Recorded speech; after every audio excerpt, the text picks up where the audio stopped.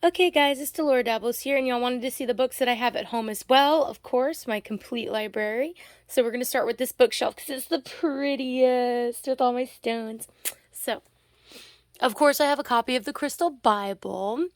Utterly Wicked is a great one just to have in your toolbox. Egregores by Mark Stavish, I've done a review on that one. Predictive Astrology and Primary Directions are both astrology books that I plan on getting to once my skill level reaches that point. Besom, Stang, and Sword is a traditional witchcraft book, but it really encourages you not to just do the regular Wicca thing and do the Wheel of the Year, where you might not have a full Wheel of the Year where you live.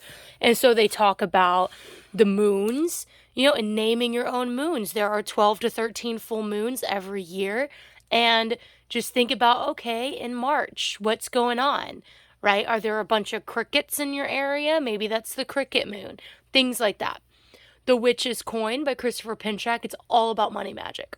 As you can see, I really like Christopher Pinchak. The Gates of Witchcraft is really cool. It talks about all of the different tactile senses, right, that you can incorporate into your work, like music, dance, smell, taste, the absence of all of those things as well. So like sensory deprivation type shit. Cool. Magic of Reiki by Christopher Pinchak is one of my favorite Reiki books because it doesn't just talk about Reiki Ryoho, it talks about all the different offshoots and branches of Reiki and how Reiki can be used for other things, right? He talks about a Reiki teacher who used Reiki to loosen the cap off a jar of pickles or something. It's really cool. Kinesic Magic by Tyson, I talked about that in a couple videos ago. The Temple of Shamanic Witchcraft, New World Witchery. I've really been wanting to get into that one because it has a lot of information just on, witchcraft in America, our specific flavor in different areas of witchcraft. The Fortune Telling Book, Ceremonial Magic, the first book review I ever did, and probably my best book review to date. I think it gets so many views because it is in itself such a popular book. I have Techniques of Greco-Egyptian Magic by Stephen Skinner. I did not like the dust jacket, so I took the dust jacket off. El Runar, Cauldron of the Gods, and the Seven Names of Lamassu by Jan Fries. I have more Jan Fries books on another bookshelf. Horned Altar and my Babylonian Magic. Let me move my fancy-ass obsidian mirror. All right. Yes, all of my stuff on the Levant and Mesopotamia right there. And then we have the Dictionary of Satanism, Dictionary of Symbols, and of course the Big Visions book because I love James R. Eads' work. I just, all the I have Untold Tarot by Caitlin Matthews, Tarot Magic by Tyson, and I've done book reviews on the Thoth Tarot. And of course I have a Kipper book, which I still haven't managed to teach myself Kipper yet because the time, where does it go? All right, we're going to move on to another bookshelf. Actually, I have a stack of books on my bed. Whew. Don't judge me for my messy room. I'm working on this one right now. I'm going to start it this month. Very excited about it. Changeling by Aidan Wachter. The Healer's Manual by Ted Andrews. Incense Magic and Incense by Carl F. Neal. In my previous video, I talked about how Magical Aromatherapy book, it was kind of... I got that book before I got these books, and I've had these books for a little while now. If you go back, there's a book review on both of these. Fantastic. Absolutely fucking fantastic. Subtle Body Practice Manual by Cindy Dale. These books are very similar. They cover a lot of the same topics. However, this is more of like a resource book and has more in-depth information on each topic. And this one just kind of gives you a good overview. This one I read cover to cover, and this one I flip through whenever I'm like, I want to know more about this, or I ran across this subject in a book and I want to know more about it. So this is more of a resource book, and this is more of a cover-to-cover book. Then I have on this shelf just a couple of books. The ABCs of Chakra Therapy by Deidre Deemer. There's a book review for that one. The Wiser Concise Guide to Yoga for Magic. Because I don't know if you guys know this, but yoga is not just an athletic thing, right? When Americans pulled off all the mystical and spiritual teachings from yoga, they made it into something just bland and crappy and white girl, right, with a frappe in her hand. But that's not what yoga is, right? Whenever you actually look into the culture in India and how yoga is used. Yoga and Health. This is a much older book, and as you can see, it is written by both someone of Indian descent and someone of not Indian descent, which I was like, that's going to be a great resource. Chakras, another big book by Cindy Dale. And I'm going to pause this while I walk across the room so you don't see how disgusting my room is. But check out my delicious tarot card. Alright, we have this gorgeous bookshelf that I've totally overloaded with tons of stuff. We'll start up here. Shamanic Tools, Chicken Kabbalah, Path of Alchemy, all the delicious Chris Alon books. He has a second book about the underworld that's more about ancestors and ritual, which I will be getting soon. But right now I'm reading Otherworld. I just put it on this bookshelf so that it would be with all the other Chris Alon books for this video. Demons and Spirits of the Land, which I did. The Archdoxus of Magic. I know I'm not saying that right, but it's okay. This actually has some work by Paracelsus in it. The Demonology of King James, Complete Guide to Fairies and Magical Beings, and more Jan Fries. We have Seedways and Visual Magic. We have Shape-Shifting by John Perkins. The Way of the Shaman, which is an absolute classic. And then we have another Mark Stavish book, Between the Gates. And down here, Original Magic by Stephen Flowers. And Hermetic Magic by Stephen Flowers. Original Magic talks a lot about ancient Persia. Hermetic Magic is a really good one by Flowers. I think he really outdid himself on this one. Hermetic Herbalism. I've not gotten a chance to read this one yet, but I'm super excited. Postmodern Magic and Practical Art of Divine Magic. Both of these I've done a review on. And this is another one because Divine Magic is all about theurgy. And Living Theurgy is a book that I got to get more information other than just Patrick Dunn's perspective. He has an amazing perspective, but I like to have multiple perspectives on any one topic. And then I've done book reviews on most all of these, except Psychic Witch, because there's so many book reviews on that already. And Spirit Allies by Pinchak, I will be doing a review on probably soon. And then we have the Magical Knowledge series by Josephine McCarthy, Magic of the North Gate, Tarot Skills for the 21st Century, and The Exorcist's Handbook. I've not read The Exorcist's Handbook, but there will come a time when I might need that information, so I have it. And I have done a review on Tarot Skills for the 21st Century. And then over here, we have all of the Indigenous Americas works that I have in my house right now.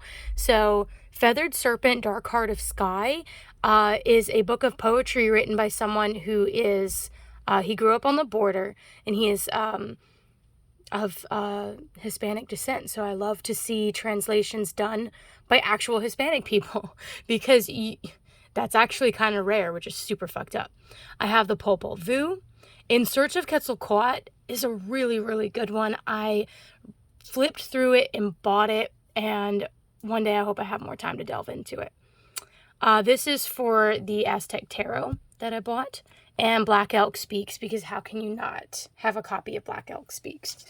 Over here on my desk, this is just a notebook.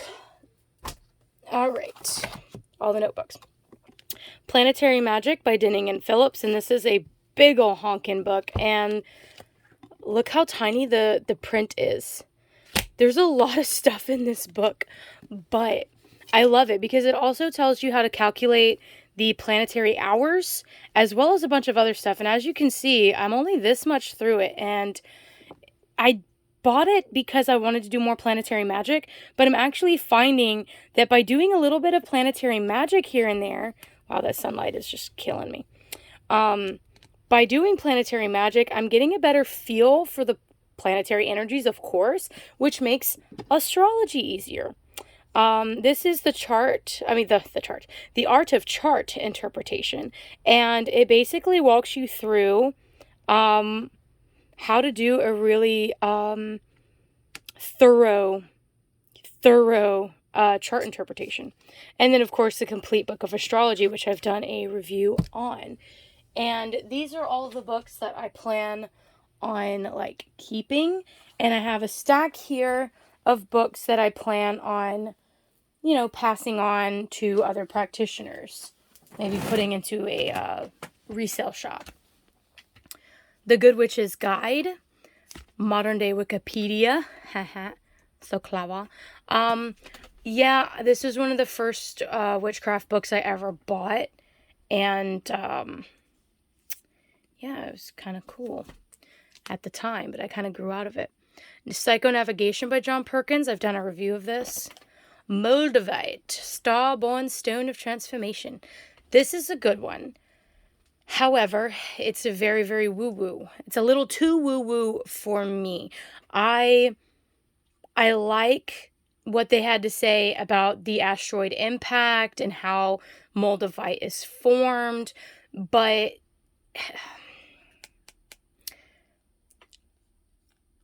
you can't really, I don't know. How do I say this?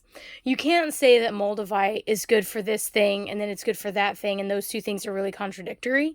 You also, like, it's just, there's really beautiful pictures in here, though. But again, it's a very woo-woo. It talks about people who have meditated with Moldavite and all of their initial feelings from having worn a Moldavite, right?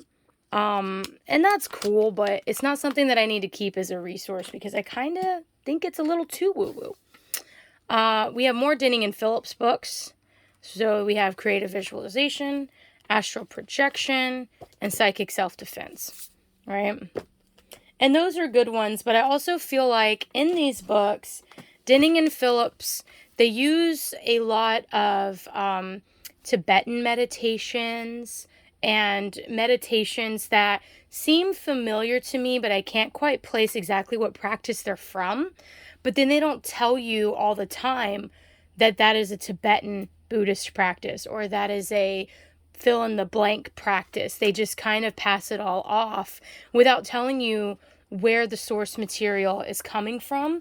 And I like to know those things. I did a review on this one and I love this book. It's an excellent resource, which is why I want to pass it on. But it's not a resource that you read over and over again. It's a resource that you read one time and you're like, damn, he right though. And then you pass it on to someone else who needs it. The Intercession of Spirits by Ted Andrews. This is kind of like a pseudo-biography, like autobiography. And I love it to death. But when I move into my RV, there might be a bunch more books that I have to get rid of as well. And again, this is one of those books that you read. I think I've read it 3 times now. And it brought me great comfort through my own therapy to know that he kind of had a dysfunctional family like I did. But I've outgrown it at this point. I don't need to read it for comfort anymore. This is my friend who had all of the sleep paralysis shit. She would buy a bunch of witchy stuff and then she'd throw it all out. And she'd buy witchy stuff and then she'd throw it all out. And this was one of the books that she bought and then subsequently threw out. So I never really bought this to begin with. Neolithic Shamanism. This is a good one.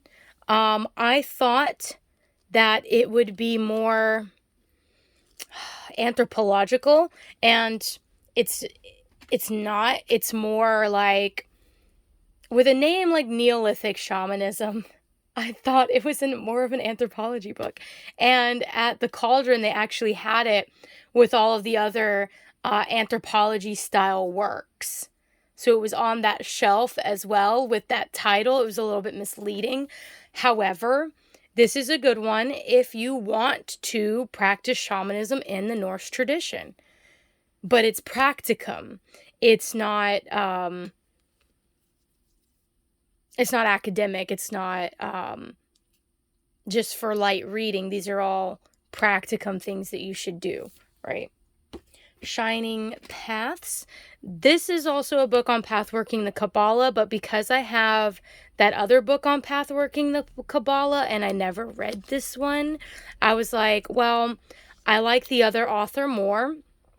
And I'm sure that this author is also very amazing, but I'm passing it on because over the past 3 years, I never cracked it open. Tarot cards for fun and fortune telling. Notice how it has the JJ Swiss cards on them. And they use the JJ Swiss cards throughout the book. So I thought that this book would tell me more about the Marseille tradition. No, it literally only has the Rider-Waite-Smith meanings for the cards. But this is a Marseille deck. Yeah, quite disappointed. Until I found the Untold Tarot, I never really found any good book on Marseille decks before I found that book. So these are all of the books in my home. I hope you guys have enjoyed this and my ramblings about each one. And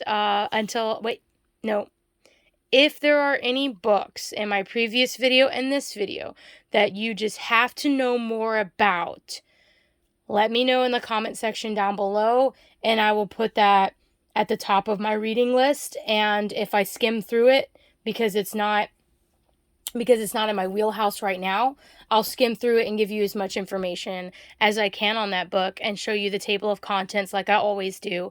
And yeah, you can know more about a specific book that you've maybe never seen before. And now, until next time, happy dabbling and bye-bye.